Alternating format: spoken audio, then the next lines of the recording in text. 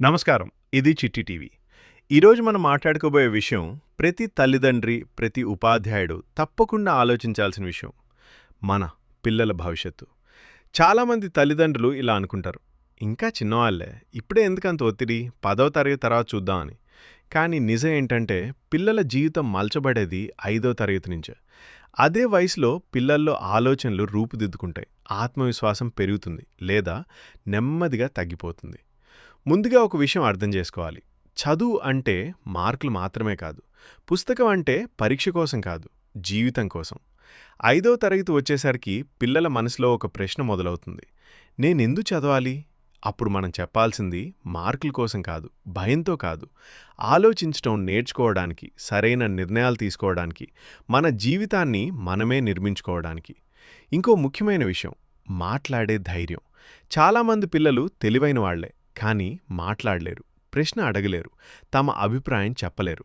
5వ తరగతి నుంచే పిల్లలకు నేర్పాలి స్పష్టంగా మాట్లాడడం, ప్రశ్న అడగటం తప్పు కాదని, తప్పు మాట్లాడినా నవ్వకూడదని. మాట్లాడగల పిల్లవాడు ఎక్కడైనా నిలబడగలడు. తర్వాత చదవటం అలవాటు. మొబైల్ కన్నా ముందు పిల్ల చేతిలో పుస్తకం ఉండాలి. రోజుకు 10 నిమిషాలైనా సరే. కథలు, మంచి జీవిత కథలు, తెలుగు అయినా ఇంగ్లీష్ అయినా. చదివే పిల్లవాడు నెమ్మదిగా అయినా చాలా దూరం వెళ్తాడు. ఇంకో విషయం చాలా ముఖ్యమైనది, సమయ విలువ. 5వ తరగతి నుంచే పిల్లలకు నేర్పాలి.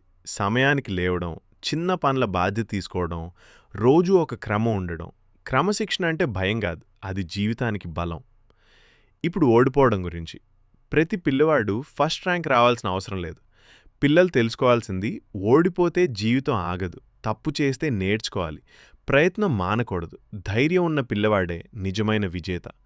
ఇంకో విషయం, చదువు మాత్రమే కాదు, ఆటలు, పాటలు, డ్రాయింగ్, నాటకం ఇవి పిల్లల్లో ఆత్మవిశ్వాసాన్ని పెంచుతాయి, సృజనాత్మకతను పెంచుతాయి, జట్టుగా పనిచేయడం నేర్పుతాయి. మంచి విద్య అంటే చదువు ప్లస్ ఆట ప్లస్ విలువలు.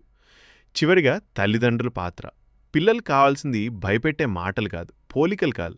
వాళ్లకు కావాల్సింది అర్థం చేసుకునే మనసు, ప్రోత్సాహం, ప్రేమతో మార్గదర్శనం. తల్లిదండ్రుల నమ్మకం పిల్లల అసలైన బలం. గుర్తుంచుకోండి, 5వ తరగతి చిన్నదని అనుకోవద్దు. అదే వయసులో పిల్లల భవిష్యత్తుకు పునాది పడుతుంది. ఈరోజు మనం నేర్పిన చిన్న అలవాట్లే రేపు వారి పెద్ద విజయాలకు కారణం అవుతాయి. మన పిల్లల భవిష్యత్తు మన చేతుల్లోనే ఉంది. ఇది చిట్టి టీవీ. మన ఊరి పిల్లల వెలుగైన రేపటి కోసం మన చిన్న ప్రయత్నం.